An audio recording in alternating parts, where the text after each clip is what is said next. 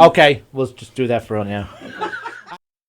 The Knockem Dead Comedy Radio Show also brought to you by Two Eagles Auto Body. For more than 25 years, Two Eagles Auto Body has been the leader in auto body repairs and customer satisfaction on Long Island. Two Eagles Auto Body handles every type of auto repair, from custom applications and restorations to repairs involving insurance claims. So call Two Eagles Auto Body and ask for John Rossi at 516-328-2527.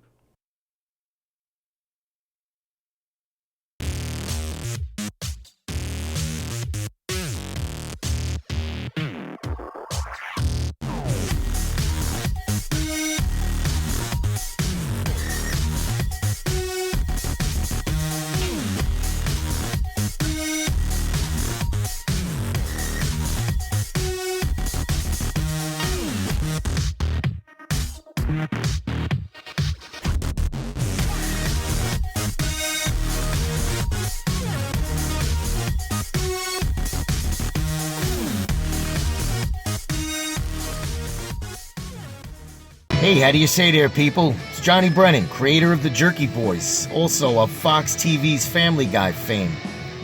I just want to let you know you're listening to Tony and Sally on the Knockem Dead radio show. They're going to keep knocking them dead, so keep listening, you wacky sons of bitch. Right there. Over and out there, sweet Charlie. 3-2 to Mookie Wilson. Little roller up along first, behind the bag. It gets through Buckner. Here comes Knight, and the Mets win it.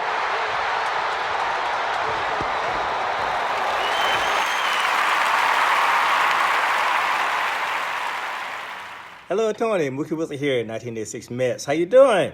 Long time no see, man. Hey, man, I miss you guys, man, that Knockem Dead Comedy Radio, man. I miss you. I wish I was still up there, man.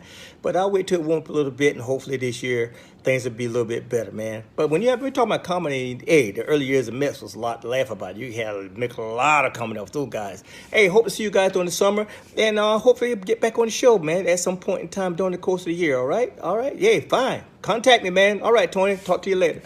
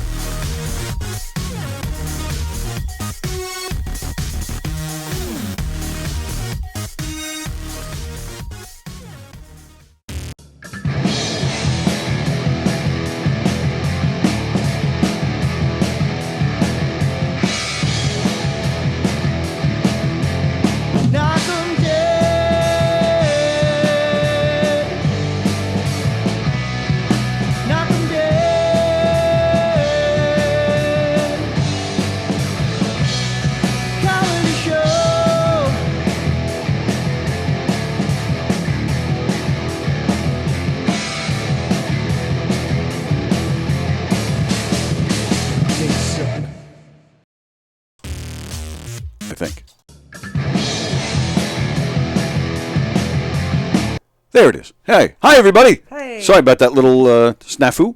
Hey, everybody. It is Monday. Welcome to the Knockem Dead Comedy Podcast on Gov's Comedy Club Podcast Twitch channel. Thanks for joining us on Twitch. See the graphic right over my head. Please subscribe and please share the link to this show.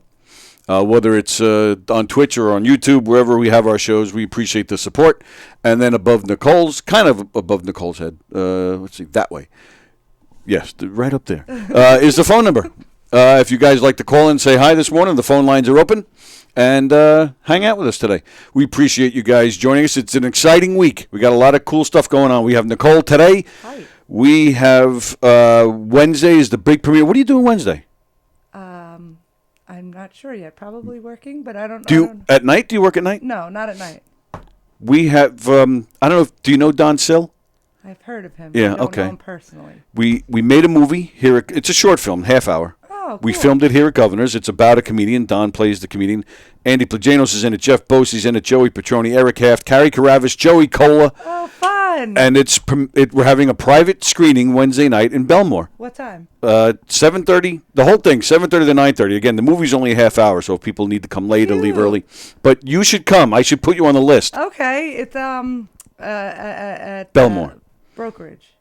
No. The Belmore movie theater. Oh, the Belmore movie theater. Not Okay. now. There's two movie theaters in Belmore. There's one regular movie theater that has 1,800 films.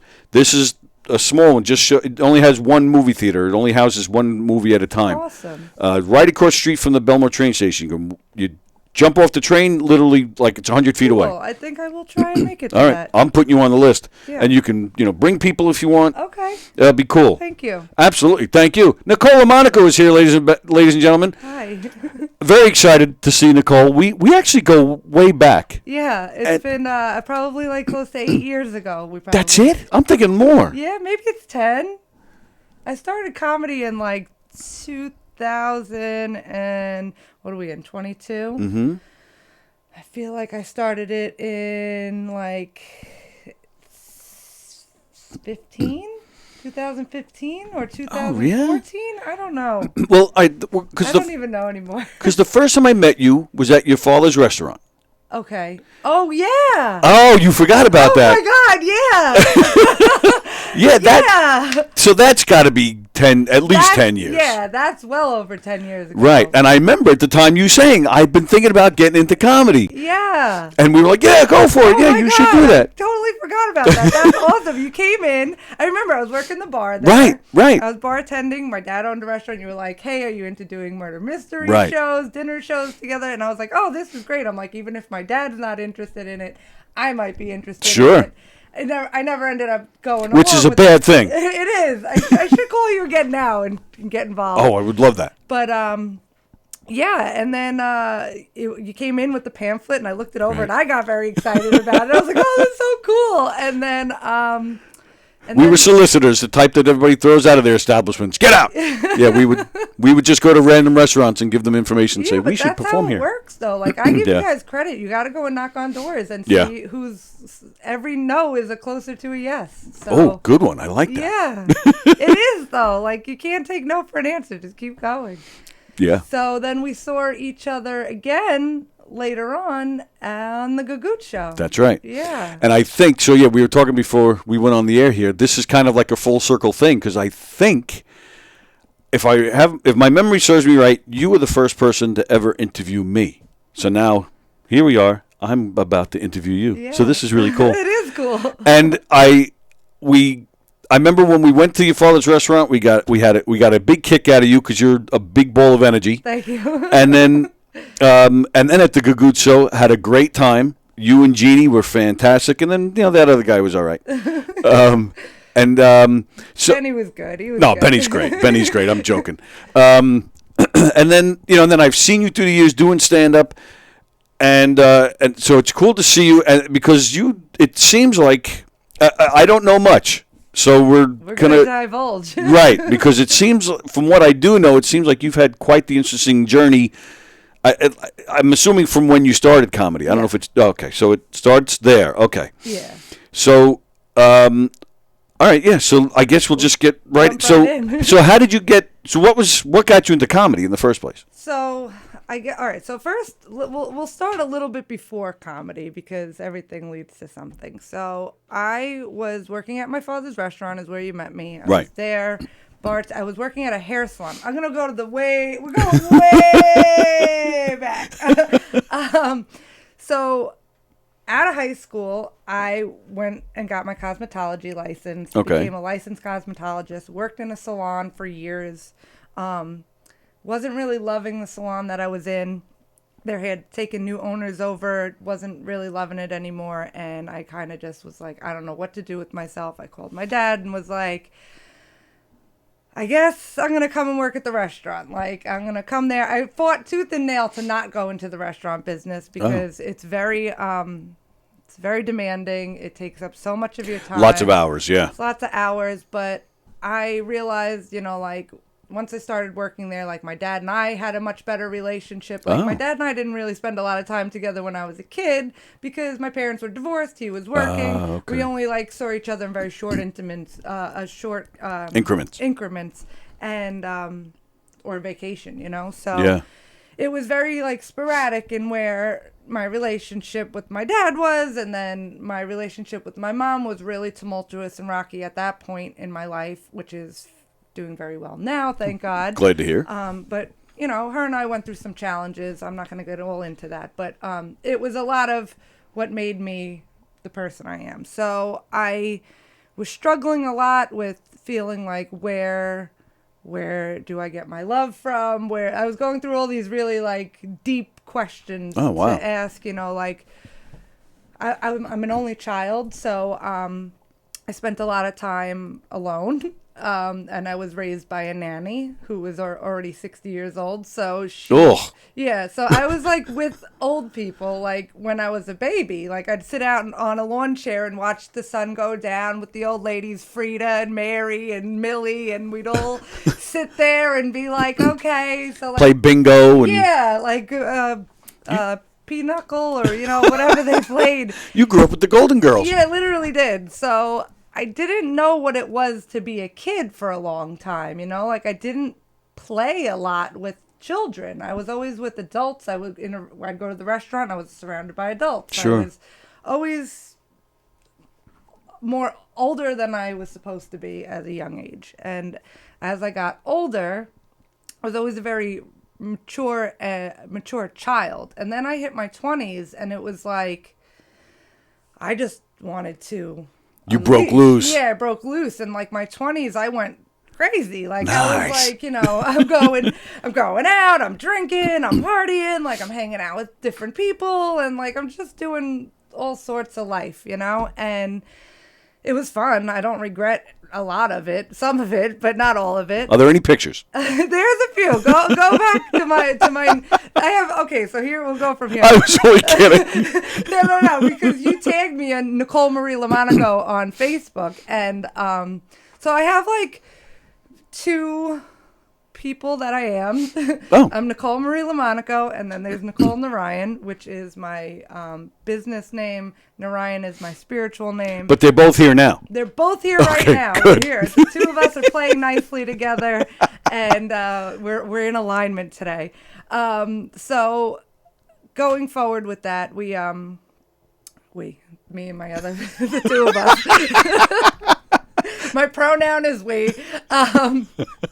So we, I started going. You're talking about going out and going crazy. Going crazy, blah, blah, blah. So I'm realizing, okay, I'm having a good time. Where am I directing this energy? What am I doing?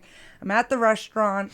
I don't feel like I have any creative outlet anywhere. And I just saw in the paper that there was stand-up university. Oh, okay. And I was like, that sounds interesting. Like, I'm always somebody who just will try something just for the hell of trying it and being like, okay, either I like it or I don't.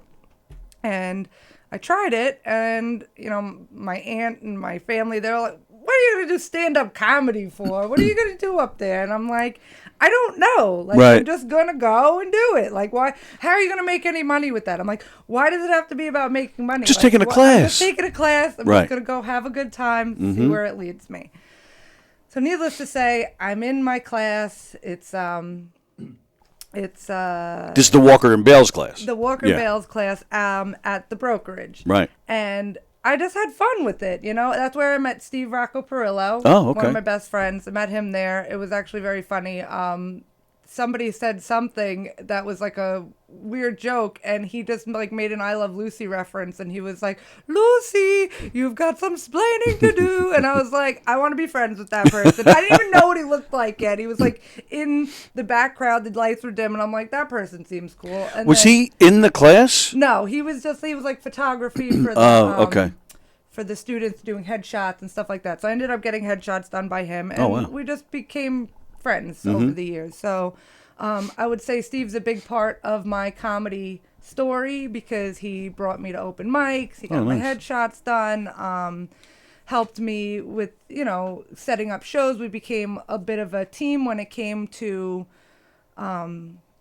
producing shows. We had Socially Awkward Comedy for a while. Oh, that's right. I remember that. Yeah, and we did that together, and I had a lot of connects with my dad's restaurant there. I had my cousin's restaurant. I was the voice, and I would go out and talk to people, and Steve would do all the, behind the scenes stuff Right. of like getting the comedians together, producing the behind the scenes things that Right. I'm not good at. I'm like, put me up front, let me talk to people, I'll get the room, you do the rest. So Right. we're a great team. Yeah, and you don't want to put him up front. He scares people. He does a little bit, but I mean, when it comes to working together, him and I put on a really good production together. Like you do your role, I'll do my role, and we get it done. So, that was how comedy kind of started for me. Yeah. And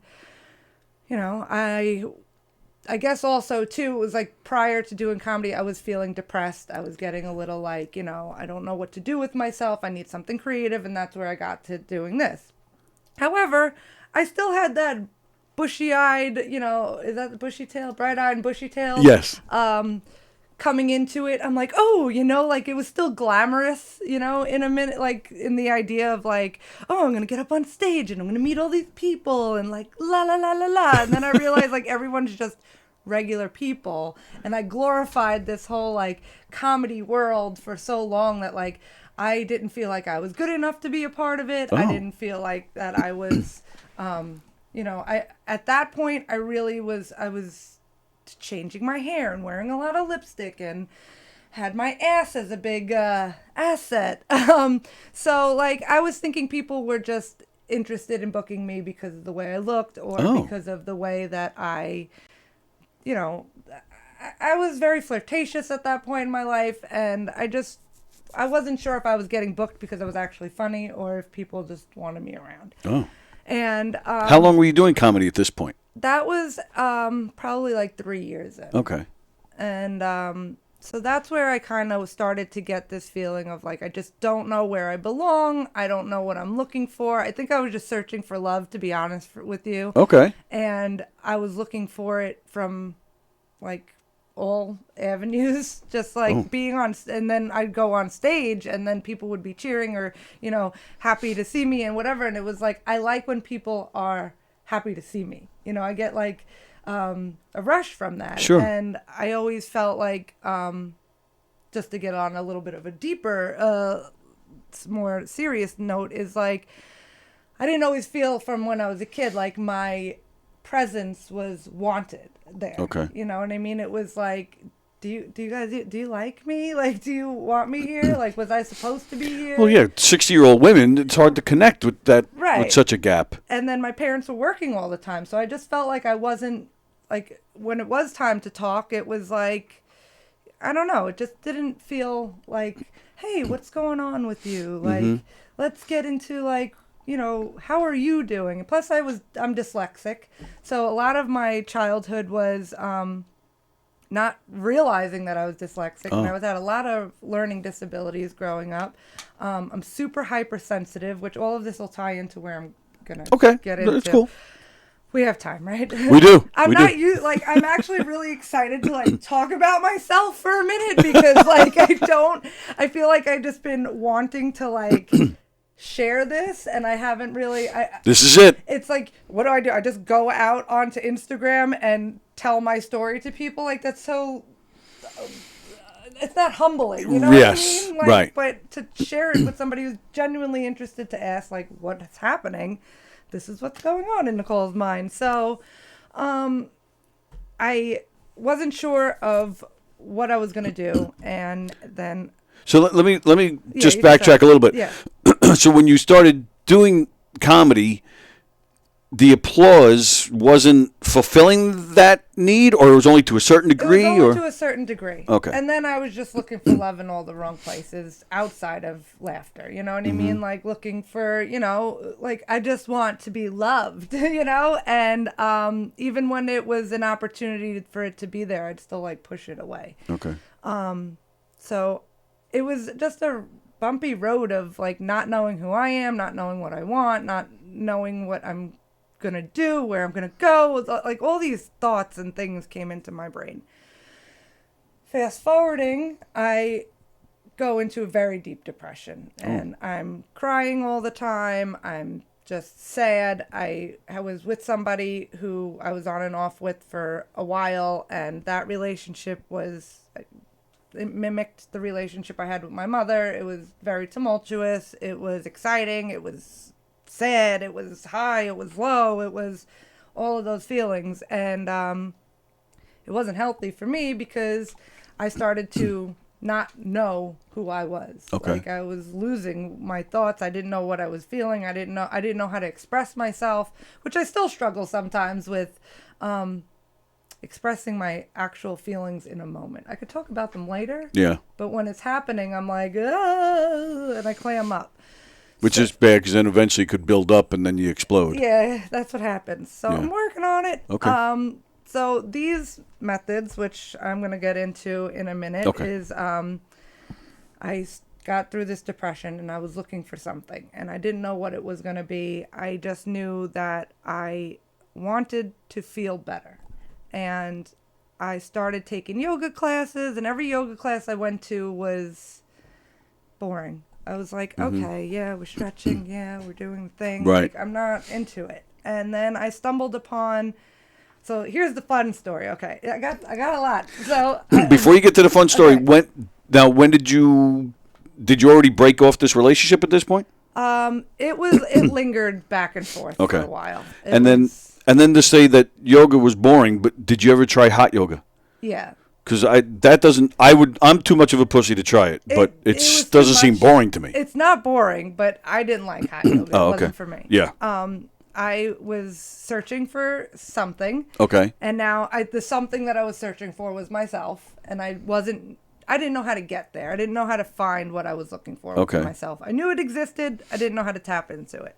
So I started going to yoga classes, and I found a Kundalini class. Never heard of it, never knew what it was. I just was trying all types of yoga, never did any research. I just go into things blindly because Why not? Just like to... That's fun. Fun, yeah. And that's something that, in doing my research, I'll be honest, I never heard that word before until I was researching for this today. Kundalini? So that's a form of yoga? Yes. Okay. So it's an ancient type of yoga where it focuses on your breath and your postures together in a very specific time frame. You use chanting, you use breath work, you'll hum.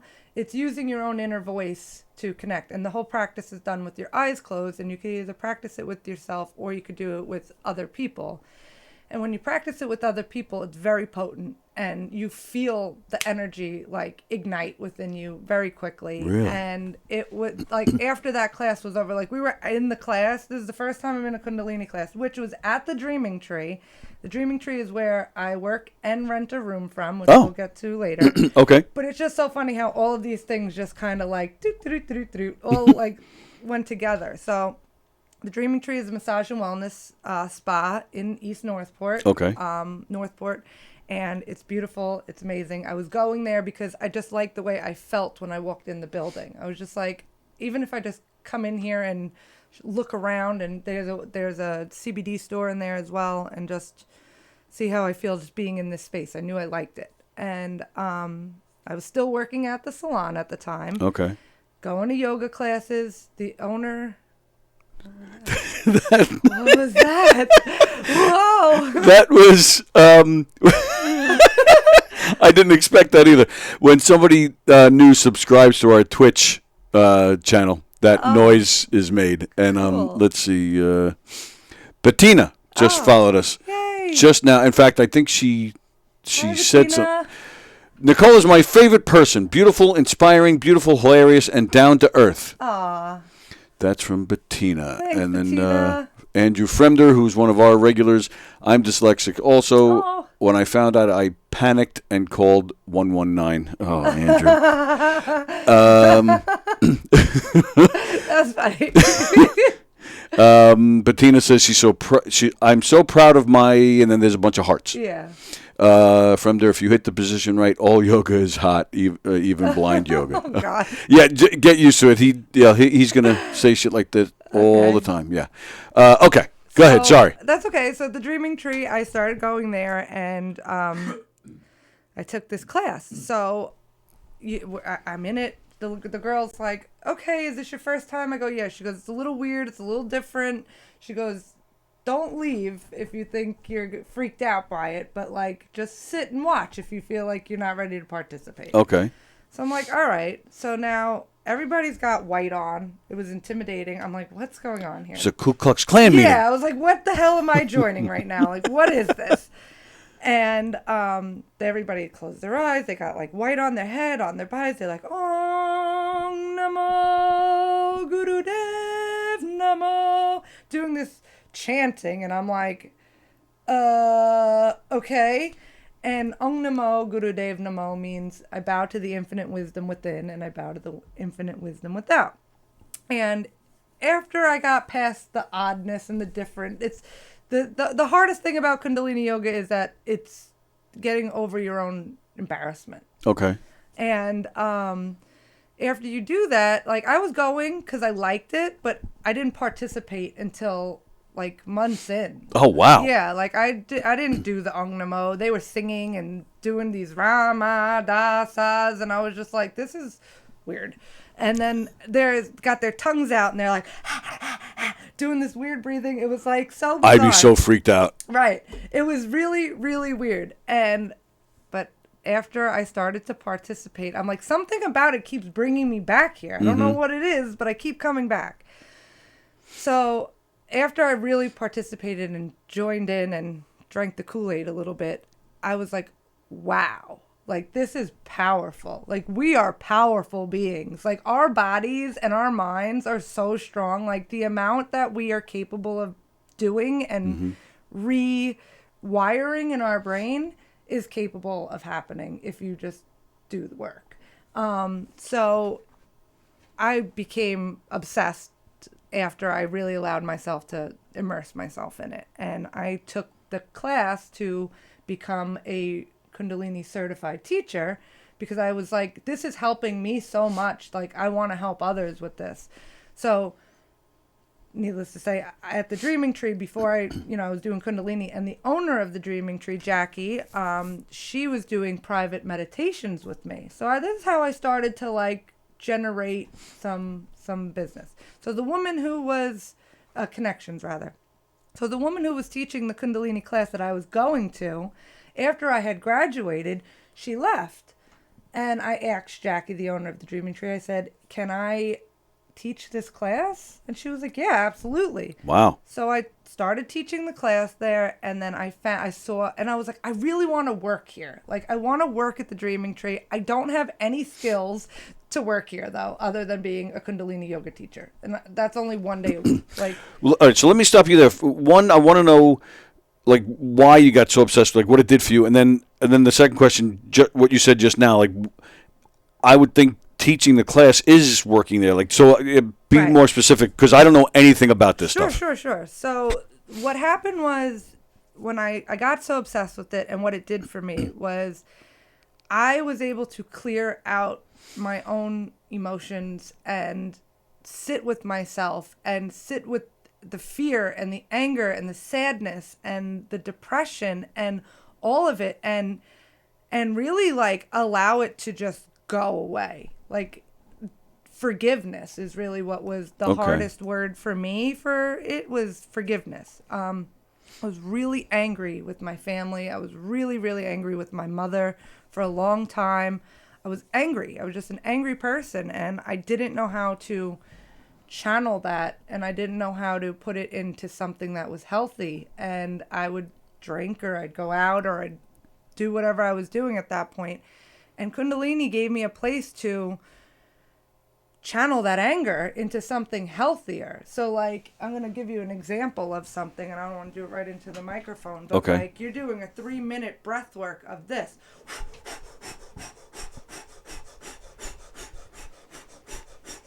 For 3 minutes, and you're pushing that energy, and you thinking about like what that thing that pisses you off. Like, I'm 3 minutes of that? 3 minutes of that. I went to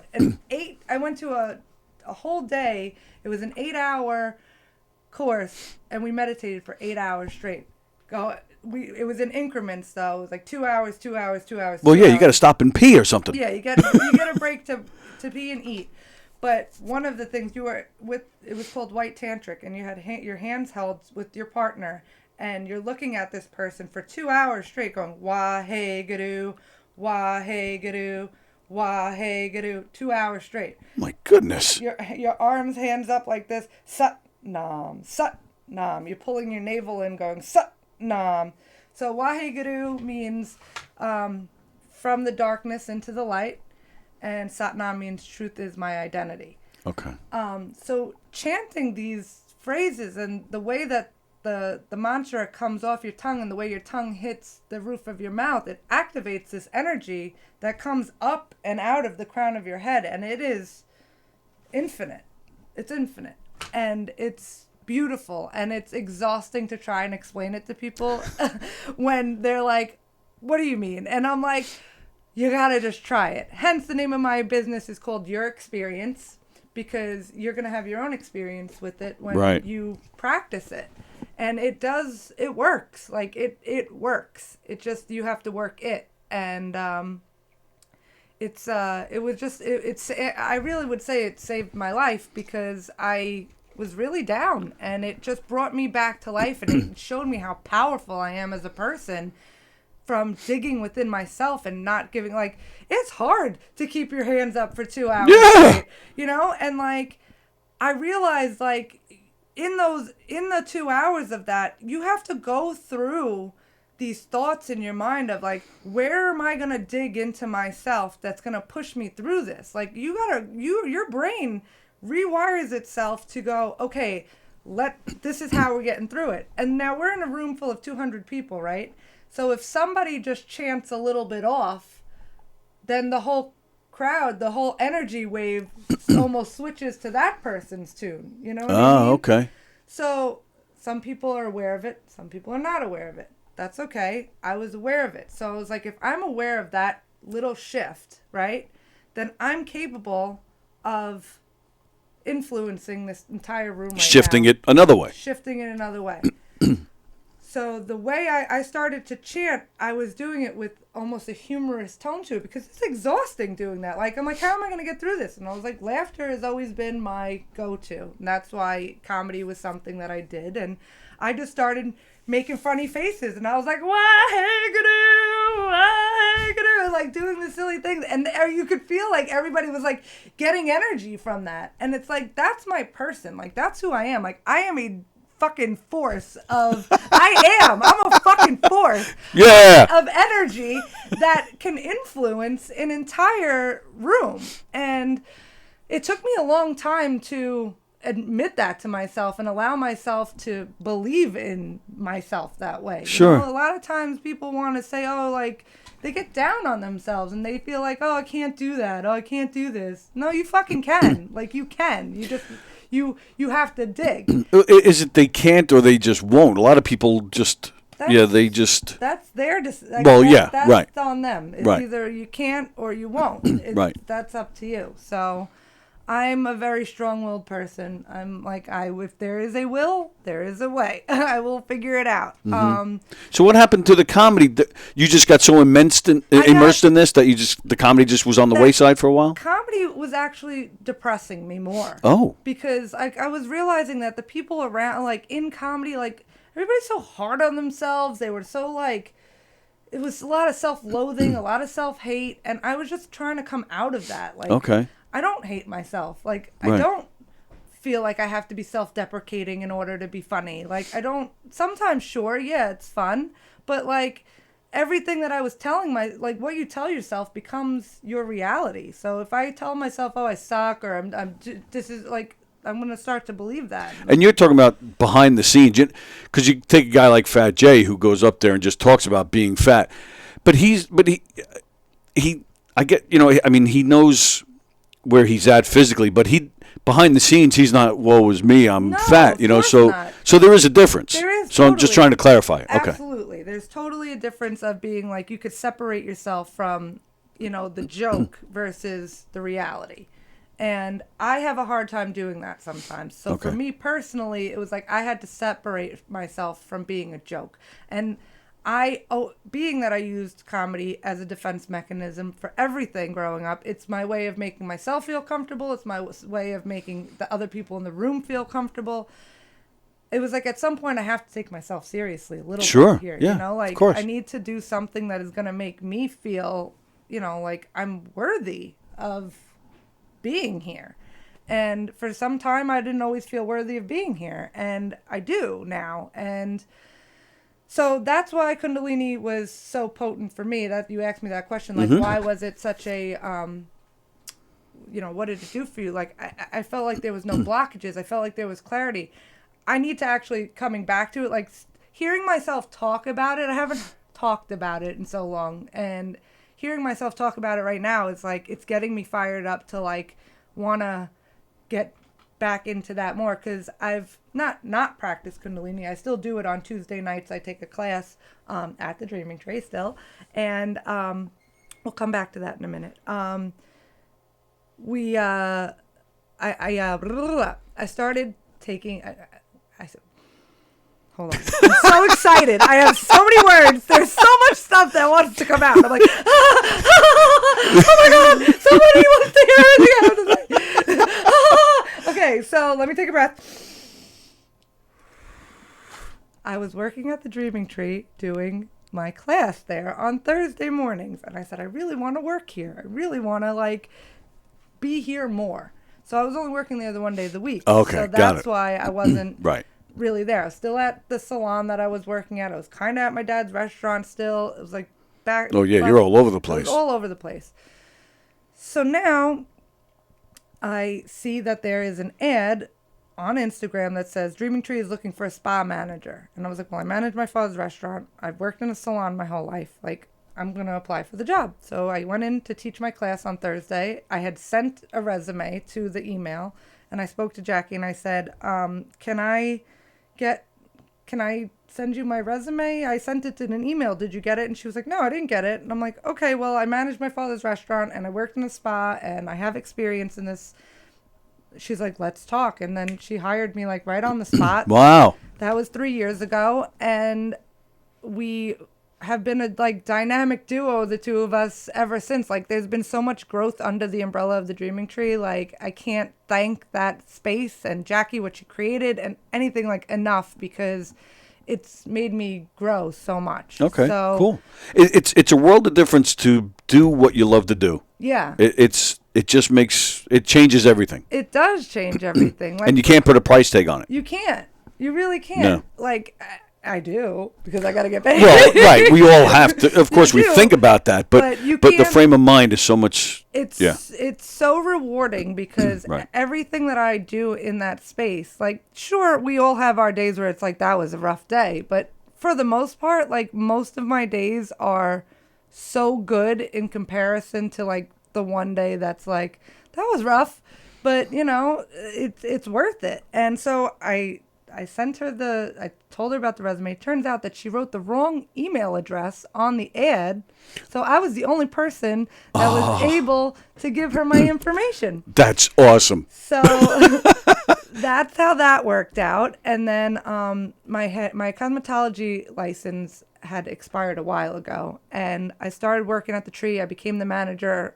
Her and I just had this Simpatico. yeah, exactly. Simpatico, where like we just get each other. I know what she needs. She knows what I need. And like, it works. And I was like, okay, I'm not feeling fulfilled anymore. Like, this is exactly what I was doing at my dad's restaurant. I knew I wanted to be at the Dreaming Tree. I got into the Dreaming Tree. Now I was like, I want more. So I didn't know how to do that, because I was like, I don't have any of these skills to do. I'm not a massage therapist. I only teach Kundalini. Like, what can I do as a practitioner to generate something? Because I want to be hands-on with people. I knew that. So it was just a matter of getting my foot in the door, and I went and got my Reiki certification. I had my Kundalini certification, and I went and got my cosmetology license reinstated. Oh, okay. So my cosmetology license allows me to touch the scalp, the face, the chest, the neck, the upper back, the arms, the hands, calves, and feet. So I created this session called Ultimate Relaxation Session, which is all the parts that I just told you, with Reiki included, and hot towels and essential oils. So Jackie and I actually created that together, and it's become it blew up. All right, I got a few questions with this. Yeah. I'm going to need you to explain Reiki. My only exposure to it, a few years ago, I sold my house, and we were at the closing, and my real estate agent was there, and the buyer's real estate agent was there. They were sitting next to each other, off to the side. We're at the table signing all the papers and all the crap that goes on at a house closing.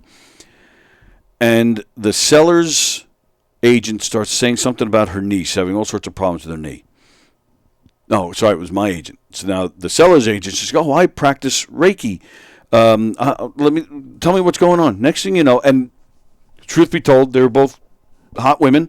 Next thing you know, she's on her knees, messing with her knee and making her feel bad. And she's sitting there going, "Oh yeah, oh my God!" And I'm like, "What the hell is going?" Like we all kind of stopped. Like it was like we were all just like a big group of us watching girl on girl porn or something. I was like, "What in the world is going on here?" And then, It's not like that. It's not like that. I mean, I'm making a joke, but this is what went on. And we're all like, what? We're all looking at each other like, what in the world is going on? And she finishes. She sits back down, but the real estate agent's like, "Oh, my God, my niece, she feels so much better." And she was like, it was like a miracle or something. I was like, what in the world just happened here? So, that's my only experience with Reiki. All right, yeah, so explain Reiki, and then I'll tell you, I got more that I want to know about what you just described about the relaxation and all, but okay. Go ahead. So Reiki is hands-on or hands-off energy healing. Energy healing. Yes. Okay. Now, when I got my certification for it, you use symbols you could use symbols if you want to over parts of the body, but for me, Kundalini allowed me to tap into this infinite source of energy that I know is at any moment I could just close my eyes and boom, I'm there. Okay.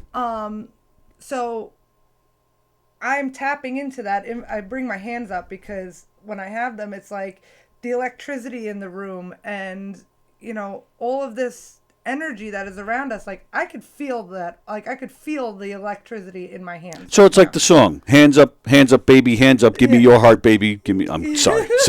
Something like that. Thanks for the support. Thanks for helping me out with the bad joke. Thanks. Give me your heart. So you know what? I'm gonna go into this avenue with it for you. Okay. Give me your heart. So the infinite the energy is love. So you're tapping into an infinite source of love, and I'm channeling it through my own body. Okay. And delivering it through my hands to someone's knee, perhaps, to their heart, to wherever they're feeling it. And I just close my eyes and I allow myself to be a vessel for this infinite space, healing messages. Sometimes I get spirit that comes through and tells me things about the person whose hands I have on them. And they'll say, last week I had somebody in the room with me going, "You have to touch her face like this, do it like this." And I'm like, "I'm not doing that right now. Like, that's weird. I'll tell her when I'm done." Like, I'm having a conversation with the spirit. Like, I'm not doing that.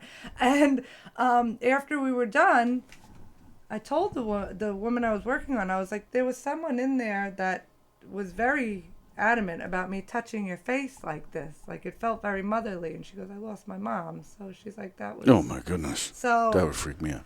So there's... But we're not... And I'm not making fun. No. And this might be like a stupid question, but we're not talking like broken bones. No. I can't heal a broken bone. I'm not going to sit here and pretend that I'm a doctor that I can break break your leg and I'm going to fix it. No. Right. It's more or less of like relieving the pain for some time. Oh, so it's not even a permanent... It's not a permanent Oh, solution. okay. And it also only works if you're open to allowing it to work. Like, if you're going to be a skeptic to it and go, "Okay, fix my leg then," and I put my hands on your leg and you're just sitting there like nothing's happening. Like, it's allowing yourself to just receive. A lot of people don't know how to receive. Oh, absolutely. Sure. A lot of people do not know how to receive. And it's It's not easy. And not a lot of people know how to give either. Okay. So But is it more designed for emotional pain? it could be both. It could be both. Well, again, yeah, that's what this was. She had her pain in her knee, yeah. And this is just a personal opinion, but I follow Dr. Joe Dispenza on Twitter, Instagram, Facebook, and I think he's very fascinating with his techniques of how people who are in chronic pain heal themselves through meditation and breath work and high vibrations, because most of the time, I'm not going to say all of the time, but some of the time, a lot of autoimmune diseases and ailments and body aches and pains and things like that come from an emotional dysregulation. Oh, absolutely, yeah. So if you're emotionally dysregulated in something and you don't know how to allow it to come out some way, it's going to manifest in the body as pain because it doesn't know any better. Right. That's what it's feeling. Yep. So unless you allow that to be released, it's going to hold on. So there's a lot of visualization techniques and breath work and letting go, but you have to be ready. Like, you have to be ready and willing to Right. say, okay, I don't need to carry this anymore. It's not mine. I'm going to put it down and let me see what. Which is not easy. I mean, like you said, you walked in the first time you see this, like, what in the world are these people doing? It's the same thing. You walk in, like, what am I doing? I was not ready to let go. Right. And then, that was the other thing too, is that Kundalini, like, it forces you. It's a force in itself. The science behind the kriyas, which are the workouts, I guess you would put it in two words, is the workout, are so specific and they're so different that you feel it. Like, you can't deny that you're feeling it if you allow yourself to do it. Right. If you're doing it just to be like, you're not gonna get the result. But if you allow yourself to dig in. All right. Well, that actually leads to my next question, because you're talking about you developed a relaxation. What'd you call it? Relaxation? Ultimate relaxation session. Okay. Thank you. Because I went years ago. Someone brought me to something, a relaxation session of some sort, right? And I laid down on this table, and I'm just in boxer shorts. That's it. And, I'm a guy, so of course you have weird thoughts. But, I laid down, and I had two women, and they were just kind of like they were following the stress spots. Mm-hmm. And so they would massage that, and it was all over, and there were certain times it was getting close, and I'm like, what is happening, but, I just kind of, and nothing like that happened, and I'm not being, there's of course a million jokes I could tell. There's a sense of, like, I don't know you, and having to build trust with somebody who's putting their hands this close to a That's exactly right. Area. Yeah. But they were both good-looking women, so that at the same time you are thinking, keep going. But again, we can make jokes about it for the rest of the show, and I'm trying to just respect it. So, and at the time thinking too, well, no, this isn't. I don't think this is that type of place. Just relax and let them do what they're doing. And it definitely. It was weird. I mean, it was definitely. I walked away from that feeling a type of relaxation I have never felt before. Right. To the point where I had to be driven home. Like I couldn't, and I remember even the woman that was kind of in charge. It was, like I said, it was two women, but one of them was, I think it was her place.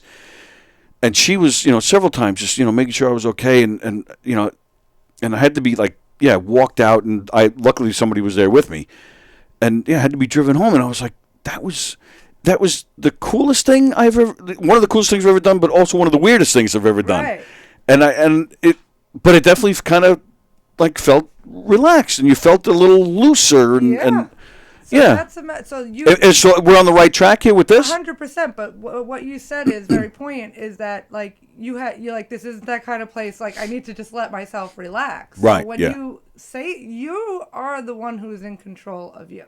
You know what I mean? So if you say, I need to allow myself to relax, your body's going to follow what you're telling it to do. They're just people that are vessels that are helping you get there. Right. So, like, when I'm in I touch my third eye here, because when I when I have my hands on a person, like I am talking to them the whole time in my brain. And that energy is getting transmuted into them. So I'm saying to them, like I start with my hands on their heart and my eyes are closed. I say, let's take a deep breath. We take a deep breath together.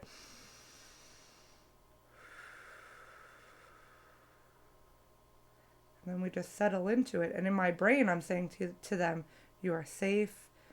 You are protected. You are loved. You are cared for. You're beautiful. Like I'm saying all of these like affirmations to their heart space to let them know like you're okay, like you're safe, like the whole world is going to be there when you leave in an hour.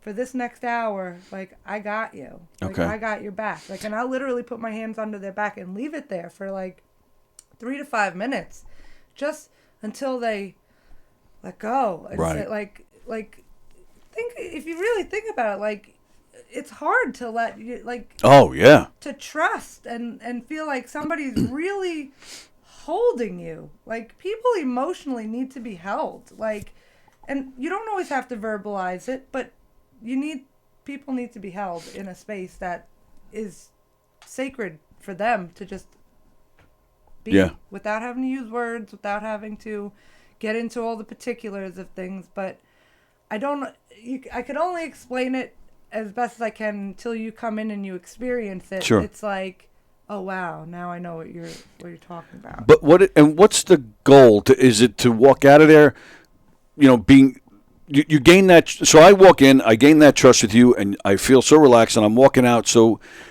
am I now trying to use that trust in my everyday life? Is it just a feeling of like I need to practice that relaxation more? Is it both? Am I missing it completely? No, What's the goal? It's the personal goal, Okay. for each person. If the person feels like, I left and they feel totally relaxed and feeling good, like I try to let them leave and I say, try and let this feeling linger as long as you can. Okay. Because then your whole world is better. Right. I'm like, let this linger and like let that relaxation just kind of seep in. And this is something that like I have to practice with myself because every piece of advice that I give to my clients is something that I am also talking to myself about. Mm-hmm. And I have a very hard time relaxing. I could put people to bed, I could put them to sleep, and I could relax them till into another dimension. Oh goodness. I haven't found somebody to get me to be that relaxed myself without it being myself. And when it is myself, it takes me a long time. That's why my meditations are 2 hours long, because sometimes it takes me, an hour or two to just zen out. I can do it for others, but it's like, it's... Well, when I do the show by myself, that would help. Yeah. That you'll fall asleep. Because when I'm by myself in here, All right, so let's go back to your story. So you started the relaxation. So I started the relaxation sessions at the Dreaming Tree, and I started doing spray tans there. I started doing the relaxation sessions. I started doing meditations, and then I had a lot of like teenagers that I started to work with that were struggling with anxiety and depression and going to school, especially after COVID happened. Like these kids were going back to school and they were like nervous wrecks. So, and one girl in particular wasn't so much to do with COVID, but like had to do with like fear of being bullied and like made fun of. And I like just started doing visualization techniques with her, and we were in the room and I said, okay, close your eyes and visualize yourself in the room. What does that look like to you? And I said, describe it to me in your own words. I sit in the corner of the room, like I sit in the back. She goes, when I get up to leave the classroom, the kids in the front row all start laughing at me. Oh, goodness. Because she has anxiety, so she's got a dismissal form that allows her to leave like 2 minutes before the bell so that she's not in the crowd walking, which I totally understand. Like it's unless you experience it, like it's hard. So I said, okay, now what are the fears that they're making fun of you about?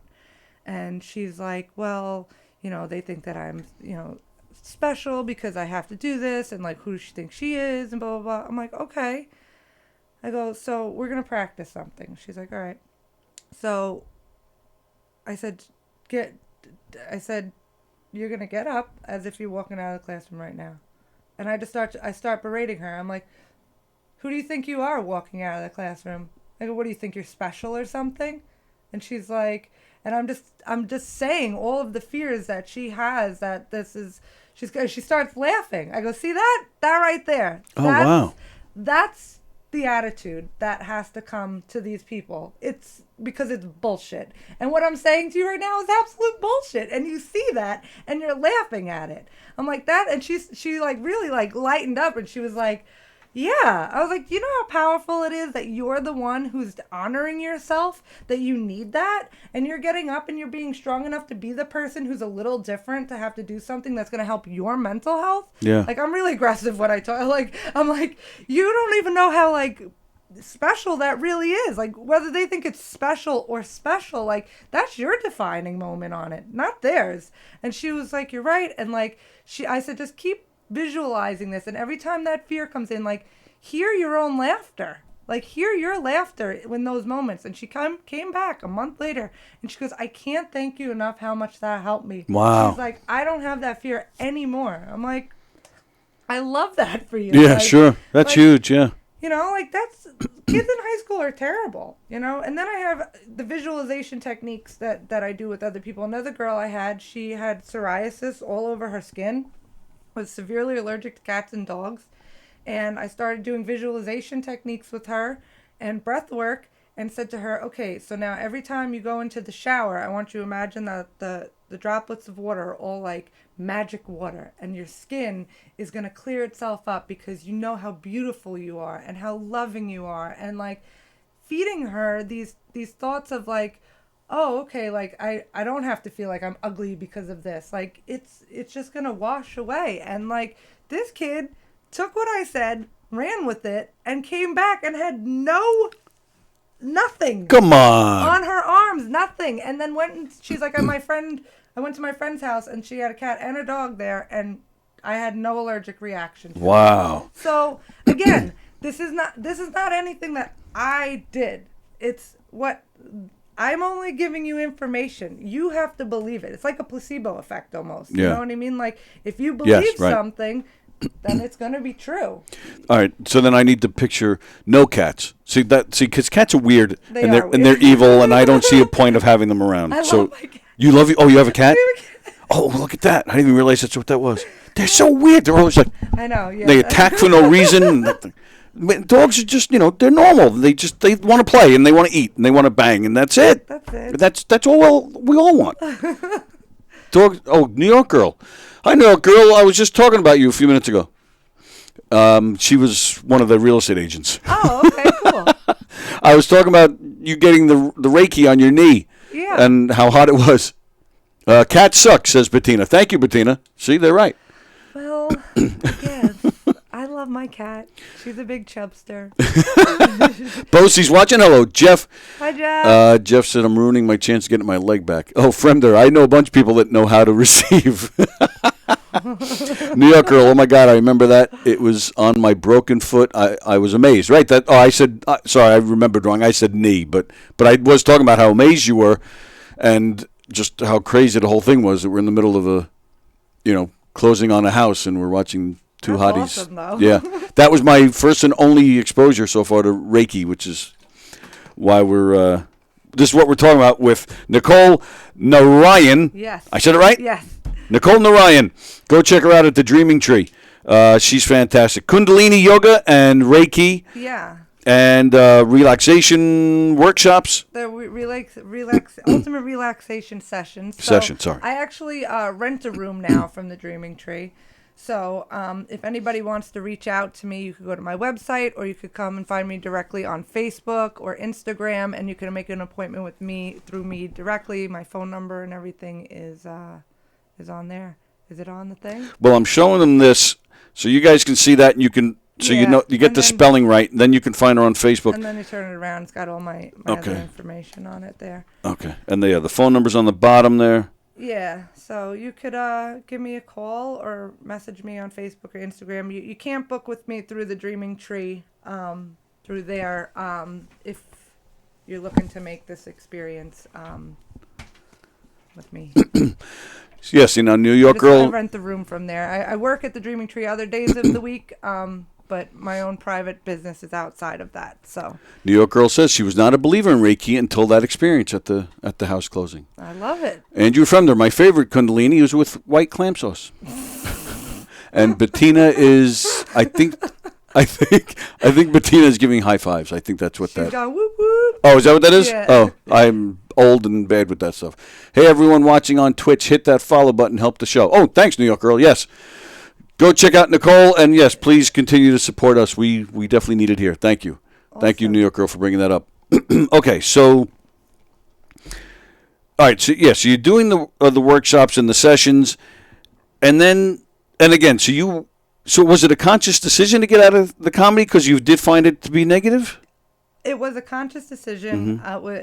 I was just not in a good space at that point in my life. I didn't feel like being funny. I didn't feel like getting the validation from these other miserable bastards around here. Yeah, like I was waiting for these people to tell me I'm great and I'm good and I'm this and I'm that, and I wanted them to like me. And you're still feeling that way while doing... Oh, I thought you mean now. I was like, I don't feel like that at all anymore. But right. Because you did eventually come back, so I'm curious. Yeah. What? I've come back, as you notice. I don't go. I'm not full-fledged into it. I do it just for fun, only when there's like my friends on the show. Steve and I still do a show at Sea Cove in Cinema Riches. It's a great place. He pretty much produces the show. I gave him the room. It was my cousin's restaurant. It's my cousin's restaurant, and we were doing it together for a while. I don't have the time, nor do I want to be doing any of that. So I'm like, if I could get him rooms to do it in, and I could get a spot here and there, like I'm happy with that. Okay. Like I'm not looking to do stand up really like that anymore. However, I will say that my comedy background has given me an upper hand, I would say, in what I'm doing here, because a lot of times people take yoga really seriously, seriously that it's like you got to remember to laugh at yourself too. So, which was something that was hard for me to do initially when I started this, because I took myself so seriously that I was like, I can't do comedy anymore because this is where I'm at. And like, I'm an extremist at certain times. Like I'm like, I'm all in or I'm all out. And then I get back to the middle again. Okay. I dive all the way into something. I want to immerse myself in it. I want to know all about it. I want all of the information. I go for it. And then I'm like, okay, I'm done here. And then I'll do that with something else. And now I'm like, okay, I've collected all this information and knowledge, and now how do I make it work for me in the middle now? Right. That's kind of where I'm at this point. That's pretty cool. Yeah, thanks. So you doing all this at the Dreaming Tree, but I guess between time and I'm assuming money too, but because now you have another job as well. Yes. So I'm also a crossing guard. So I'm a crossing guard Monday through Friday usually. I'm still a sub. I'm waiting to become permanent. And so I'm working 2 hours in the morning there. Then you usually have like a little hour to myself. And then I'm working doing my private clients, which is you would book through me. And then I'm doing, then I do services at the Dreaming Tree as well. But I am, creating my own business here. So I rent the room from the Dreaming Tree. I only work there a certain amount of days for Jackie, but the rest is on my own. So I'm just creating a space for myself to help others. And that's just where I'm at. And I guess being a crossing guard is good because that helps, pay for room. I'm assuming you get, the bennies and probably a pension of some sort. So that's there's a nice little bit of security there. Exactly. So, it's very smart. Thank you. I'm making very adult-like decisions this Isn't time that around. kind of scary, though, when you think about it? It is a little scary. It's scary, but it's also fun because it's like, I think for a long time I was like, being an adult is so daunting. Like, I don't want to do all this, but I it's just don't want to grow up. You don't want to grow up. But like everybody, this is like one thing that I said to myself like a while ago is that everybody always uses the expression like, oh, if only I knew now, only if I knew then what I know now. Like how many times have you heard somebody say that? Oh, yeah. If I knew then what I know now. And I was like, yeah, but I'm here now, and I still knew what I knew then. Right. So, like, why can't I still bring my childlike self to my adulthood? Absolutely. And have that playfulness about it. So, like, I really do try to, like, keep the adulting thing to having fun with it. Like, it's just an adult version of a game. Like, whether you're playing any game or anything that you do, like, again, being an only child, I made everything a game. Everything became like a playful thing in my mind. Right. Oh, is somebody calling us? No, it says it's an 800 service. I'm like, Sorry. I'm like, hello? No. Do you want anything on your extended warranty?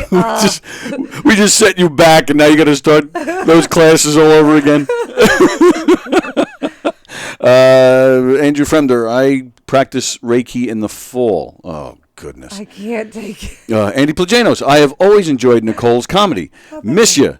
We will always have that time when we were backup singers to Paul Bond 4 years ago. Oh, yeah. Paul Bond. I love Paul Bond. His songs are always so fun. And then Bettina, put your phone number up. Oh, thank you. 631-767-8216. Bettina's awesome. I love you, Bettina. So, yeah, I don't know what I was just talking about. Something about what I do. Yeah. Well, let's stick with this. What did you have to do? What did you have to sing for Paul Bond? And will you sing it for us now? I don't really 100% remember where we were. See, again, during comedy, there was a lot of drinking involved for me, which was a problem, too. Like, I know things happened. Where and when, I don't. And Andy is a bad influence, too. So Yeah. Yeah. Do you remember, Andy? Are you still listening? What song did we sing? I'm sure Andy knows exactly what time it happened, where you were standing. Yeah, Andy will fill us in. Yes. I hope so. You know what I just realized, and I don't know why. Oh, wait a minute. It was a super racist song at Cafe Spiga. Oh my God! Yes. It would be called Ballad of Cafe Spiga. So maybe we can't sing it now. No. No. Yeah, that was 4 years ago? Time flies, doesn't it? No way. Okay. Like, wow. Okay, that was a long time already. Yeah, that was funny though. That was a fun show. Yeah, I just realized I have for the Murder Mysteries we have like a little 5-minute promo thing that describes what we do, and there's clips and stuff, and I play it a lot on this show when we're starting, and I have clips from our appearance on your show. Oh, cool. So we see you every day in here. Oh my goodness. Yeah, you got the pink hair. Oh yeah. That was a fun time. How much do you now? I'm sure you're learning how to be calm and accepting and forgiving, but being a crossing guard, you must want to kick some of these bastards across the road. It's so perfect for me because I get to rage out on the people there. I am not all zen, everybody. I want everyone to just be very clear. It took a lot of violence to get this peaceful. And I still very much so like to blow my whistle at these people. Stop the car! I yell at them. I love it. Oh, I'm talking about the kids. Oh, I yell at everybody. Oh, nice. The kid ran across the street maybe a month ago. I say the other day, but it was like a month ago. A kid just crossed the street. I started yelling. I go, you better not cross here again. I go, if you're going to cross the street like that, you cross down the block. I just yelled at them.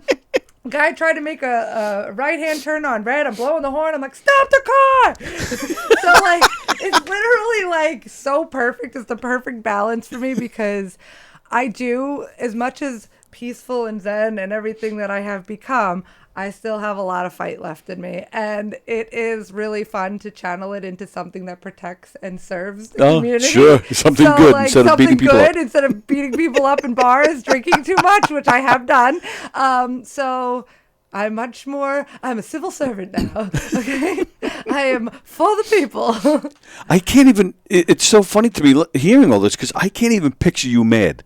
Oh, really? Yeah, because Oh my God. you're always just like, like at least anytime I've been around you, Well, that's all you've because been. People get the part of me, like, you get me angry when you get me angry. Like, if So you I bring out the best in you, is what you're telling me. You're bringing out the best of me right now. You're asking me questions about myself. You're interested in learning about me. I'm like, thank you so much for giving a shit. Thanks for caring. Thanks for asking a question. I really am so happy.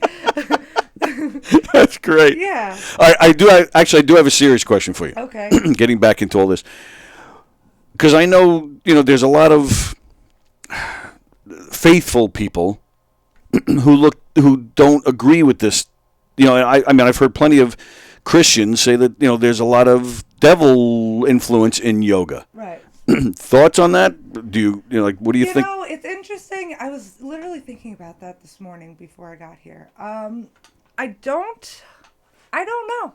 Okay. I can't say that I know an answer. All I could say is what I know about myself. And I don't think that, and this may be taken or not taken a certain way. I think that God is infinite love, right? Mm-hmm. However, which way you dice it, whether it's this religion, that religion, or whatever religion, infinite love that you could tap into. Because if you go by the story of Jesus, he sacrificed himself for people's sins, and you call him our Father, and you could always go there for this love and forgiveness, and whatever way you want to dice it, that's what it comes down to. For me personally, we're all been told that I was brought up Catholic, that we're the children of God. Right. So if we are the children of God, then I am not separate from God. I don't look at myself as God as something that is above me or below me, or the devil is below me. I think that they both exist half and half directly through me. I think that I have, I feel like I can tap into either one of them. And I think, and this is, I'm really glad that you asked this question, because I've never really actually had an opportunity to voice this out loud, is, a woman asked me, do you believe in God? And I didn't know how to answer her when she asked me that. She said, what do you believe in? She goes, you must believe in something. And I said, in all seriousness, I said, I believe in myself. And she was like, you can't say that. You can't. And I was like, but why not? Like, why can't I say that I believe in myself? Right. Like, if I'm a child of God, then God and I are no longer a separate thing from one another. If I am filled with God's love, doesn't that make me Is she saying that you can't say that because God is supposed to be above you? Right. Yeah. Right. And I don't always agree with that philosophy. Okay. I believe that God is in me, and I believe that the devil is in me. I think that they're both there, and I think they're in all of us. If you want to put a biblical term on the, Jesus and the devil, or you could call it your ego and your empathy, like, your empathy, the light and the dark. Like, it's the two contrasting feelings and two contrasting things that are within all of us, and choosing when to use them. Like, you can't not have a backbone, you know what I mean? Like, oh yeah, of course. Your ego gives you a certain amount of self-confidence to be able to do something. If you didn't have an ego, you'd get nothing accomplished, and you'd be only empathy, which both to me are they're both necessary. Right. They're both a necessary thing, and to sit there and say that one is better or worse than the other, you could have this conversation for days with people, because everybody has such a different opinion about it. And I personally feel like no matter what you choose, you know that there's a bad, you know the difference between right and wrong. You need to just decide which one is right and wrong for you. You might make a decision that is great for you, and it's going to hurt somebody else. Sure. Does that make you the devil because it hurts someone else's feeling? No. It makes you, so many people stay in these bad situations or bad things that are actually bad for them, but stay because of love and sacrifice and giving. And it's like, okay, like at what point you lose yourself. I don't know. Like, that's why I don't have a definitive answer. What would you say about that? Doesn't matter about Reiki or not, but just personally, like. I found it interesting before you said, like you kind of lost yourself in that relationship, and I don't want to. People do lose themselves, I think, pretty often in relationships because you have to. Because there is so much compromise involved, and you want to be a part of that other person's world, even though it might not be your world. So the more you get involved in something, you're giving up certain things too. So, and then you have to find a balance, because then when the relationship ends, then you're like, holy shit, I don't do this anymore. I don't have done that anymore. And then you realize, you miss it. And you want to get back to it. So it's that happy medium. Right. But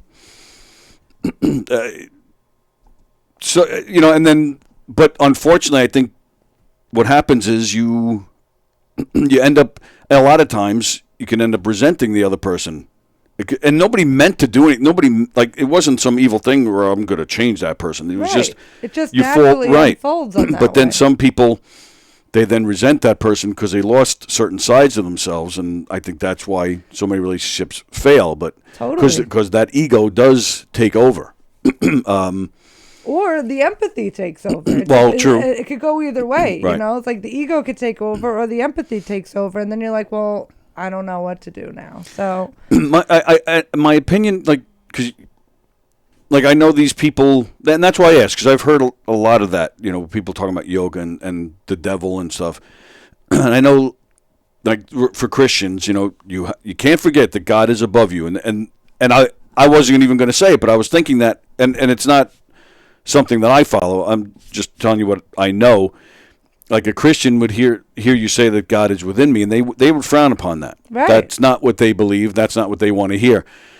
But I agree with what you said. It comes down to just doing the right thing, and even I've been struggling with it lately because I've been talking to somebody who's saying, we can never forget that God is above us, and we're always supposed to be spreading that word in everything we do. and we could still do that. Yes, and I agree, but at the same time, I don't do the show every day and say prayers and say I'm doing this in Jesus' name, but I do feel like I do feel I'm here I'm here to entertain. Right. And I'm trying not to get too deep or spiritual because I never do this, but I appreciate these conversations. These are what I look for. I'm like, let's talk. Please tell me more. But I do feel this is what I do best, so I'm very appreciative to God for that. Totally. But I'm not, I don't sit here, I don't do my murder mysteries and say, before we go, just want you to know that Jesus said, Right. But Christians think, even though I'm entertaining and making most of my audiences laugh, according to Christians, that's not enough. You're supposed to be spreading the word. Which I do. I disagree. And it's in the Bible, and who am I to disagree with the Bible? But I could understand that. I don't I don't necessarily. I feel like I don't want. It's not my place to preach the word. It's my place to be the action. Right. You know what I mean? Right. Like, I could tell somebody something all day, and they're either going to listen or they're not. But if I'm living the action, then I'm setting an example. Right. And I'm this might be really weird or whatever, but I to my core of a person, I was conceived on Independence Day, right? Oh. I know, super weird. I'm getting really deep here, but I was conceived on Independence Day, and I was born on Good Friday, which was the day that Jesus sacrificed himself. Right. So I have a very biblical feeling within myself. I do not feel like I am separate from God. I feel a very strong connection to God. So much so, I'm not going to sit here and say that I have a God complex where I'm like, I am God. I'm not. But God and I are one and the same. And if I live and do and be and come from a place of love for the most part, then I'm doing the work. And if I'm still coming from a place of like, oh, that might be a questionable behavior. That still is what makes me human. Right. You know what I mean? Like, I have to go through certain things that Yep. are going to be like, that's challenging you right now. What are we going to do about it? So The story I always tell, and I believe I've told it here before, years ago, when did Princess Di pass away? 97, 98? I think so. I was talking to a friend at that time. She had just passed. It was like a day or two later. And this friend, I'm not in touch with this person anymore, so I don't know if he's still Christian or not, but at the time he was practicing, what we know as born-again Christianity. And Princess, again, it was big news. It just come up, so we were talking about her passing, and he said to me, it's a shame she's going to burn in hell. Whoa. I said, what? He said, well, she did all these great things, but it wasn't in the name of Jesus. And that's always stuck with me. And I'm like, and I'm sorry, I couldn't even tell you what the Bible says about any of this, but there's just no way that I'm going to believe that God, I mean, that's all we hear is God is a forgiving God. Right. She did all these wonderful things, but you're telling me because when she did something great, she didn't stop and say, I'm doing this for Jesus. You're telling me she's burning in hell for that? I just don't believe that. And so I always think about that whenever I have these types of conversations. This is where, I mean, going into a spiritual aspect versus a religious aspect, is like when you talk about heaven and hell. I think heaven and hell exist within us, within our world right now. I don't think we need to necessarily. We die over and over again here as we grow. There's a certain part of us that has to die.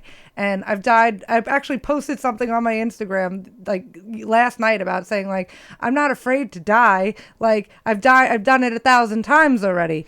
For me, it's like being afraid to not live fully in this whole world that we have, full of so many experiences, so many things that can be beautiful or awful or I don't know what, but they're there and there's a chance to experience them. And I feel like there's, when you talk about life and death or heaven and hell, it's a state of mind for me.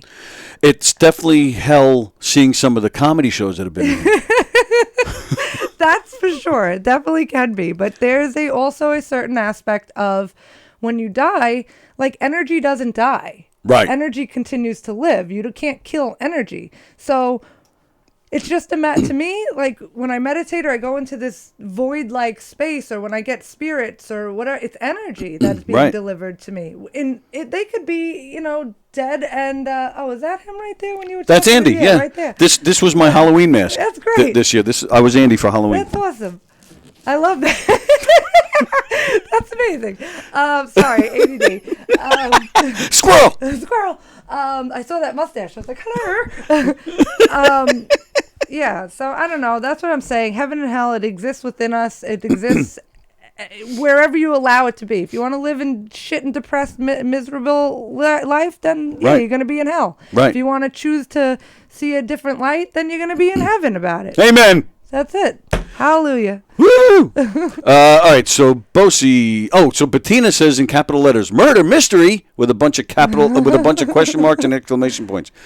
I don't know why she's doing that. Because she's excited about it. She's like, murder mystery. Oh, you want to come see one? Yeah. All right. Knockem Dead Comedy. That's the name of our troupe. Check us out, knockemdeadcomedy.com. We perform audience interactive comedic murder mysteries, and we do game shows. And Jeff Bosie said, I just want to say I find Nicole to be the most pleasant and calming person to have a conversation with. Thanks, Jeff. Though we did have a really special conversation together one time. It was really Jeff? Yeah. Really? Yes. Jeff Bosie. Jeff Bosie.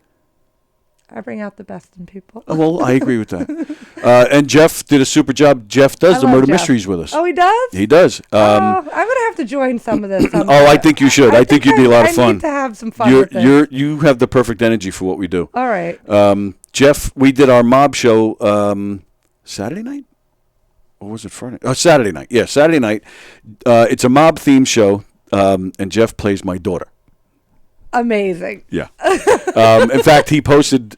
He posted. Amazing. There's photos from the other night on social media. You see Jeff in a dress. Oh my God, I love it. Yeah, it's fantastic. All right, so Bettina says Nicole is an amazing, underrated human.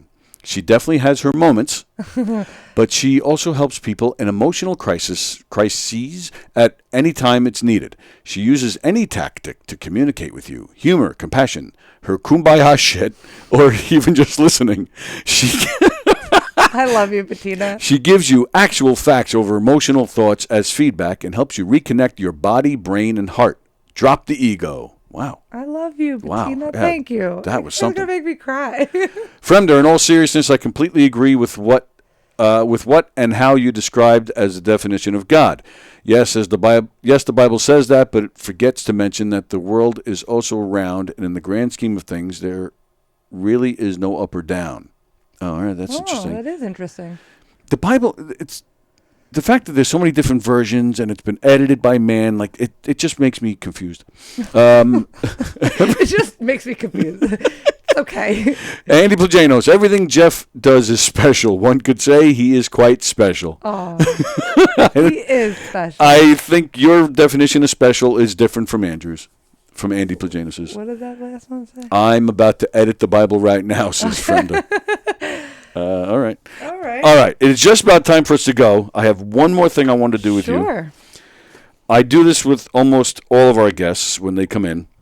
I look at their Facebook, and I find mutual friends, people that we both know, and I'm just going to say the name, say whatever comes to mind.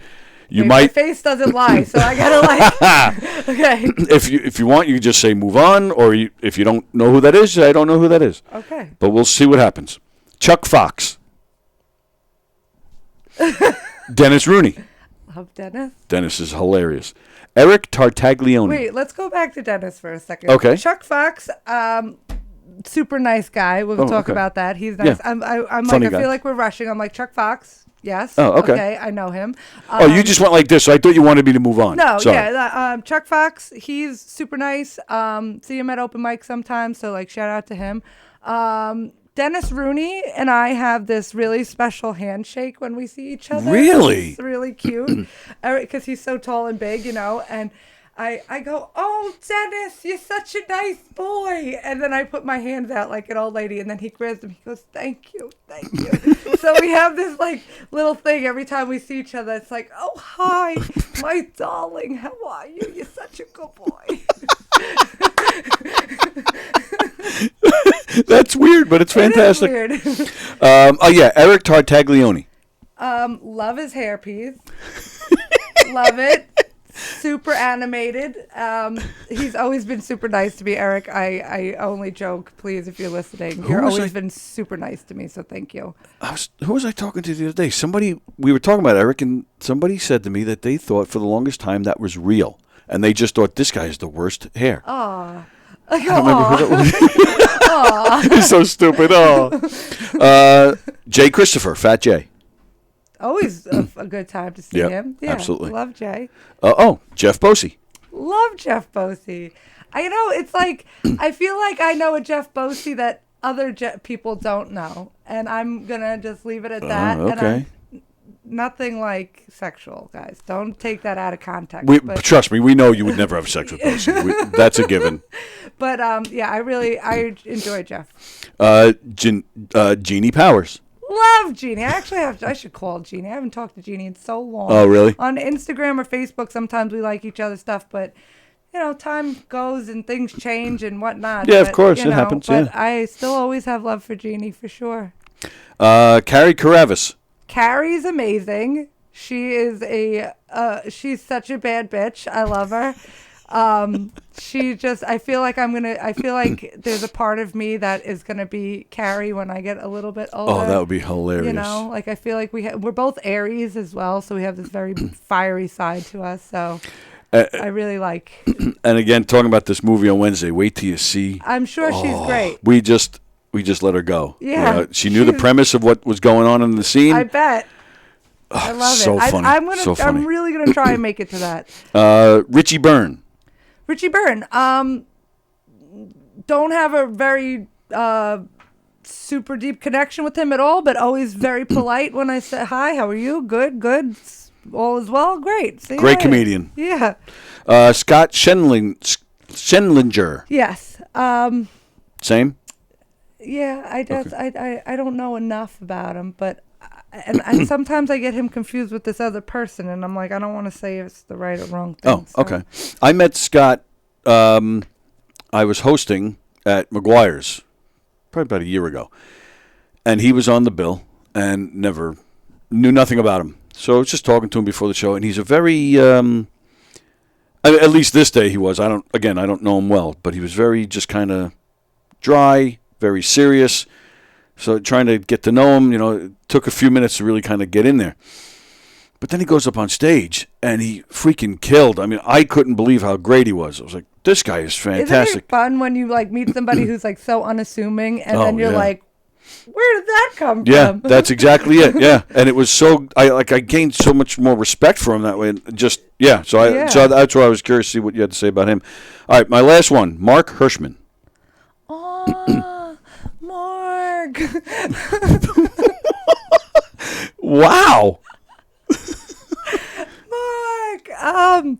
Yeah. See, I have I you know what it is? The Instagram, the Facebook that you looked at probably is my other Facebook page. It's Nicole LoMonaco's Facebook. Yes. So I don't really go on that one so much anymore, and I don't have all the comedians on my new page so much. So. Oh God, Mark, he's so sweet. He's so sweet. I know. We're like friends though. Like, oh, hi, friend. Like we would say that. Maybe people are just nice to me. I don't know. Now I'm rethinking everything. Now I'm like, are people even nice, or am I just nice to them and they just feel obligated to be nice back to me? Well, again, goes back to what we said. You bring out the best in everybody. I hope so. All right, last question. Then we're going to go. What does Narayan mean?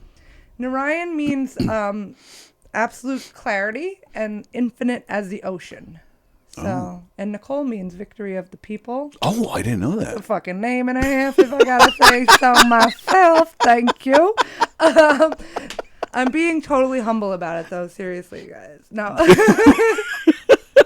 Sorry, I joke. It is a very cool name, though. When I was given that spiritual name in my Kundalini class, it was Ardas Narayan Kar was the name I was given. I was like, what the hell kind of name? I'm like, it's a lot of name. And I was like, I don't feel connected to this name. I don't know. And then as I continued to dive in and get deeper into it, I was like, wow, I'm really glad I got this name.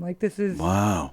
This is really a great name, and I like the chants that come with some of the songs that come in Kundalini. There's chants and mantras that you sing. That one it's really beautiful, and I'm like, wow. And it's a real word, or somebody kind of put it all together based on the meanings? No, it's a real word. All right. But that's how you prefer to be. You prefer to go by that name now? Yeah. All right, so now I know. Just for as far as moving forward in my business world, it's Nicole Narayan, because it brings both of my two personalities together there. Okay. So. All right. So now I know. Yeah. Nicole Narayan. This was a lot of fun today. It was a lot of fun. Thank you so much. Again, I'll hold this up again in case you want to find her. And I'll show the back real quick if you can get the phone number. If not, if you have any problems, just reach out to me and I'll send you a link to her Facebook. Or if you're around the club, I got a bunch of these cards that I was just showing. I got a bunch of them here. You come let me know and I'll send you one or give it to you if you're here at the club. Thank you so much for having me. This was great. Anytime. Awesome show, great conversations. Thank you, Andrew. Have a good one, everyone. Be well and stay safe. You too, pal. It is Monday. Steve Squared tonight at 6:30 on the YouTube channel, followed by The Wort with Mike, Pete, and Steve at 8 o'clock, also on the YouTube channel. And then we're back here tomorrow for Tuesday Trivia with Jay and Dan. Hopefully they'll be here. And, they stood me up last week, bastards. I'm going to yell at them tomorrow. And, of course, don't forget November 18th, Mark Hirschman and Mike Keegan. Oh, tell them both I said hi. I sure will. They're doing their live show in the Giggle Room November 18th. Carla will be there, and Tom McGuire and Jay. They'll be there. Looking forward to that show. What else? And we got, as we've been talking about several times tonight, don't forget, this Wednesday, I booked this back in freaking September, man. I can't wait. I can't believe it's finally here. The private screening of Comic Sans, written, directed and starring Don Sill.